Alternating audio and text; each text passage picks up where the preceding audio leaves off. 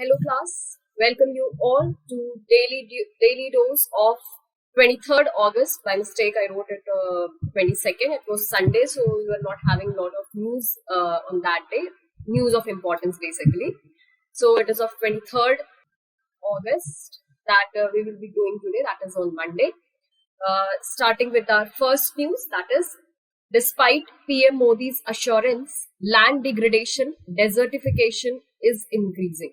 So this was a news which has come recently, and as we are moving towards our achievement of neutralizing the land degradation or neutralizing the land deterioration, as a member of UNCCD, which is a legally binding convention that India is one of the important member.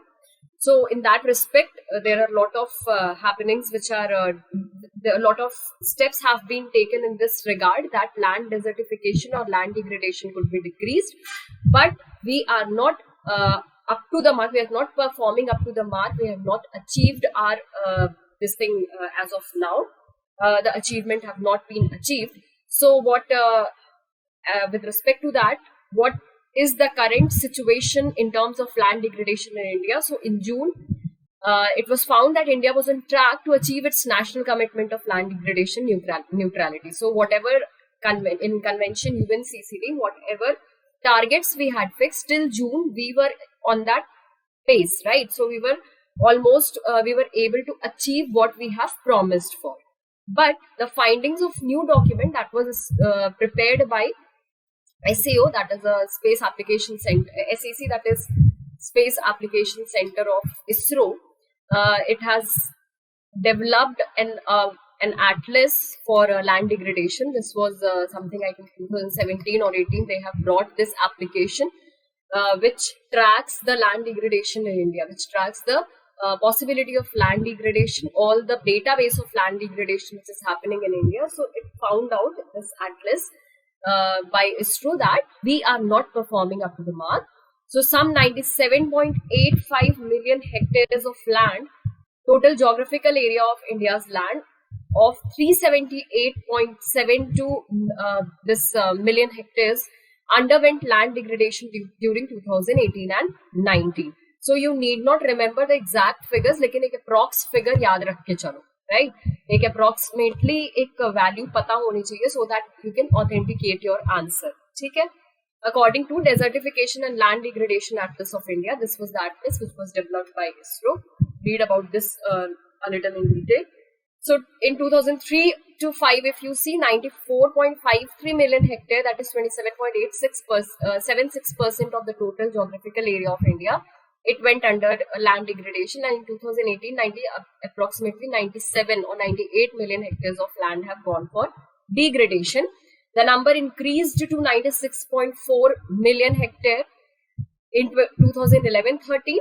Besides land degradation, desertification has also increased, and if you see the number, it's 83.69 million hectares which has undergone desertification in 2018 and 19. Now you should know the difference between desertification and degradation.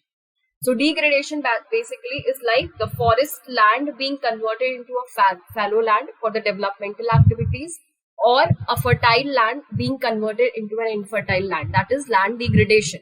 या फिर एक forested area जो है biodiversity rich area, it is getting converted into a narrow biodiversity like monocropping etc. That is land degradation. वहीं desertification is basically more number of land is becoming uncultivable, right? जहाँ पे कोई cultivation नहीं हो सकता, it's becoming barren, it's becoming a fallow land. That is your desertification. ये नहीं कि desert area बन रहा है, but sort of that thing is happening.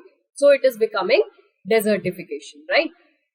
So why this desertification is happening? Loss of soil cover is mainly due to rainfall and surface runoff, which is taking place because of the floods and improper management of water resources. In 2011 to 13, if you see, water erosion was responsible for 10.98% of desertification in our country. The third reason is vegetation degradation. So vegetation is basically to bind up the soil, to prevent it from erosion. The roots of the plants, the roots of the trees, they bind up the soil and prevent it from soil erosion. But because of the degradation in the vegetation, it is ultimately leading to land degradation or soil erosion. right? So the fertile lands are getting converted into degraded land. Wind erosion, it was also found to be responsible for 5.46% of desertification in India. अब इससे related कोई भी चीज, जो भी चीजें आती हैं connected, interconnected, that you have to keep in mind, right? And backward linkages में go for UNCCD, which was the decade which was which was declared by UN as desertification year, right? To combat desertification, basically. So it was, I think, 2010 to 20 was the decade which was dedicated for prevention of land degradation. So just go through them. Next in news is NTPC commissions largest floating solar power project, photovoltaic project in the country. So this will be the largest, but not the first one. The first solar power project, floating solar power project in India. I don't exactly remember the state, but I think it's Karnataka where this project is taking place. Secondly, now this NTPC has started to come up. It has got the idea to come up with largest floating solar photovoltaic project, and the largest in the world is in Singapore, right? So the largest floating power plant in the world is in the solar photovoltaic cells is in Singapore. Now NTPC commissions the largest floating solar power project. अब यहाँ से important ये हो जाता है कि solar photovoltaic cells, how they work, what is the principle that you have to do, and secondly, all the thermal power projects in India, unki mapping you have to look forward, right? So mapping mein they can directly give you ki thermal power plants with the name of that particular plant and its location, right? So that you have to know ki kahan pe kaun sa power project, thermal power plant jo hai wo located hai, right? So this particular, it has been commissioned to be the largest solar photovoltaic project of 25 megawatt energy on the reservoir of its Simhadri thermal station, that is in Vizag, Visakhapatnam, Andhra Pradesh, right? And this is the first solar project to be set up under the Flexibilization Scheme notified by the Government of India in 2018. So what is this? It has commissioned to be 25 megawatt of solar power, right? Then first solar project to be under the Flexibilization Scheme. What is this Flexibilization Scheme? That you have to look forward. So flexibilization basically is to give certain land under certain viability funding project, and so that the project can become a success, right? This floating solar project, it has the potential to generate electricity for more than 1 lakh solar photovoltaic modules. This would not only help to light up around 7,000 households, but will also ensure that at least 46,000 tons of carbon dioxide emissions, they are kept at arm's length every year during the lifespan of this project. So it's going to be one of the most successful renewable project if we come across it. So that's why it has come up with this idea of solar photovoltaic project. This map is a little blurred, so I want you all to just go through the thermal power plants in India, all the thermal. You can get it in Oxford Dictionary, or if you want to see it on Google Maps, just go through them. All the important was mark it and remember, har state ka kam se kam 1-2 yaad karke rakho, right? So just go through them. Next news is Indian Navy ships Shivalik and Kadmat. They arrive at Guam to participate in multilateral maritime exercise. That is Malabar exercise. So important again over here is the Malabar exercise. You know which all countries participate. So there are basically 4 countries: USA, India, Japan, and Australia, which takes part in this exercise. Important in this piece of news is the Guam Island. The Guam Island, right? So you should know where this Guam Island is situated and a little about this, and also other inherited territories by other countries. जैसे Guam has been inherited or inhabited by America. Likewise, बहुत सारे islands हैं, Cocos Island. Then we have one more, I think, this archipelago in the Indian Ocean, Diego archipelago, right? Diego Garcia. So जितने भी inherited कुछ lands हैं, कुछ islands हैं, that you have to know throughout the map. Basically, यहाँ पे Guam Island की location, if you see, so this particular island is located between Philippines Sea and North Pacific Ocean. So they can give you one statement directly that it is located between, suppose, North Sea and Atlantic Ocean. Okay, so you should know the location. It is located between Philippines Sea and North Pacific Ocean. Its capital city is Hagatna, and the most populous village is Dedevu. Right. So I have given you both the physical and the political map. Just go through it. कि आसपास की countries क्या क्या हैं यहाँ पे. And if you see this island, it is an organized, unincorporated territory of United States in the Micronesia sub-region of the Western Pacific, westernmost point and territory of the United States. In Oceania, it is the largest and the southernmost of the Mariana Islands and largest island in Micronesia. And I told you about the capital city. So just go through this map properly. और भी आसपास के जितने भी important यहाँ पे places हैं, that you should know, right? Next is 387 Mopla martyrs to be removed from dictionary. So a controversy has arrived and a conflict between Kerala government and the Sangh Parivar, it has arrived to declare the Mopla rebellions of 1921 revolt, which was against the British rule, the controversy is basically related to some members of Sangh Parivar. They have said that it was like a Taliban regime which was against the Hindus. Whatever, see, history is always distorted, right? We make facts, whatever facts are there, it was interpreted by the people at that period of time, right? So क्या सच है क्या झूठ है, we ourselves don't know, ठीक है? So whatever things come, whenever such things come into light, just go through the historical aspects which is there in some good books, ताकि एक idea रहे कि आखिर है क्या, ठीक है? कंटेंशंस तो आते रहेंगे, because history is such a subject जहां पे कंट्रोवर्सी और हिस्ट्री एक साथ चलते हैं, right? But exam point of view से you have to analyse the situation at that moment, whether the contentions which have been made they are justified और not, they are justifiable और not, right? Otherwise देखो, एक बार अगर case supreme court में या high court में चला गया, देन तो the case will come under the adjudication of them. उसके बाद तो फिर जो भी वो लोग देंगे decree, that will be accepted. But आपके पॉइंट ऑफ व्यू से ये होना चाहिए that you should analyze the situation, read about the facts, read about the history of that place, ताकि if some questions come in your mains, तो वहां पे you should have your own point of view based on the facts and figures, based on the data which is there, ठीक है?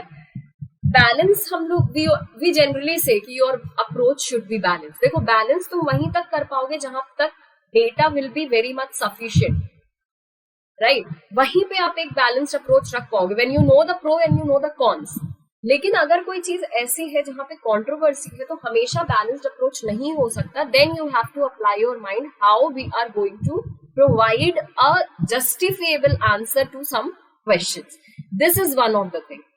आ सकता है कि Moplah rebellion was at the time of Indian independence, it was one of the moment which was against British, but it led to the division of Hindu and Muslims to some extent. Comment.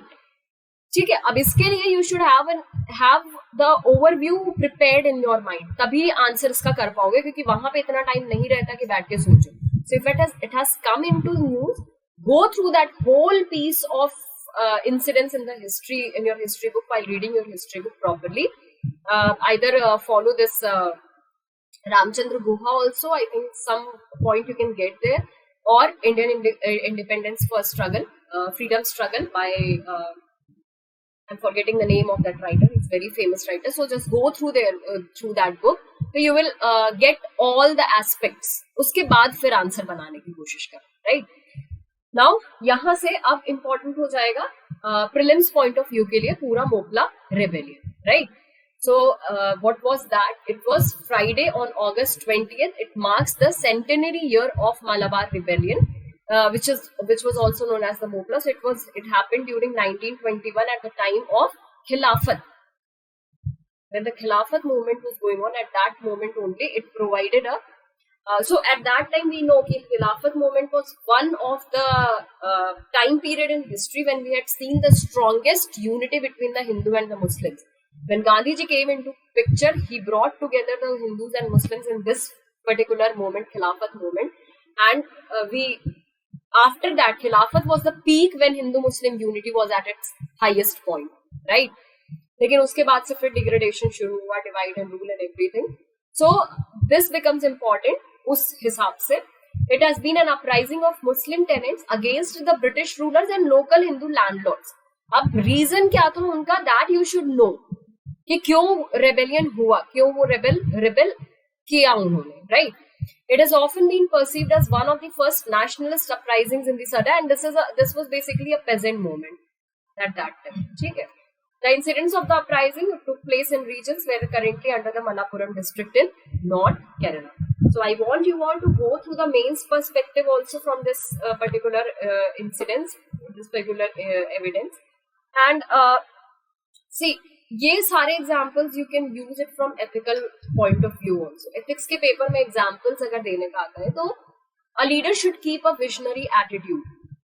When some political figure makes certain statements, whether that statement is going to create a stir in the Indian society, a person of such high influence should make a comment accordingly. ठीक है. तो ethics से कैसे ये news relate करोगे, that becomes important over here. ठीक है. ये सारे examples you can relate it with your ethical point of view. जब भी वैल्यूज पढ़ोगे, जब केस स्टडीज देखोगे, तो how a person should deal with such incidents, those things should start coming. This is known as brainstorming. This I want you all to get habituated with, right? Next is Delhi High Court expresses worry over false rape case. Now this particular piece of news I have taken because it is important from ethics as well as paper 1, right? Vulnerable section paper 1 में भी है, paper 2 में भी है. paper 2 में आ जाएगा laws and regulations जो भी है. ठीक है. तो how misuse of law is taking place in India, why the law should become gender neutral. इस particular piece of news से we can get this idea that why we want the laws to become gender neutral, as we have seen in certain cases that they are becoming more tilted towards the women, towards the female section of the society. Because of that, there are several incidents which are happening, which are at least they are causing a chilling effect to the justice done to every section of society. ठीक है. अगर किसी एक की तरफ biased है वो law या फिर उसका मिसयूज हो रहा है, that means there are loopholes that has to be closed as soon as possible. Otherwise जो एक विश्वास होता है जस्टिस से, दैट विल गो ओवर, मतलब it will be taken away by the people, right. There will be a breach of trust of the society. From that point of view क्यों ethics में important हो जाता है, because even the high court has said, it has come up that false allegations of rape have the potential to destroy the life and career of the accused. And we are seeing that there are a lot of cases jahan pe, see, such things when come up, I'm not saying that the society is always right or the other section is always right. ठीक है. बहुत बार होता है, and we have seen that rape is becoming such a phenomena, and it's a very sad part of our society, right? Those who face it, they only know the pain. But जो laws बने हैं, if they are being used against a person, against an innocent person, just to take revenge out of something, that will create a chilling effect, that will create a scar on the mind of that person, और उसका justice से विश्वास उठ सकता है, right? So that's why it has come up. The High Court, Honorable High Court has, Delhi High Court has said this, that the accused in false case of rape, he loses his honor, cannot face his family and is stigmatized for life. अब सी, ये तो एक perspective है जहां पे एक law जो है that is getting biased or that is getting used in a wrong way, in a inappropriate way, right? Related to this, there are lot of other incidents. Dowry cases, there are lot of NGOs which are coming up with the issues when the man is being harassed in case of dowry और झूठा इल्जाम लगा दिया जाता है उन पे, right?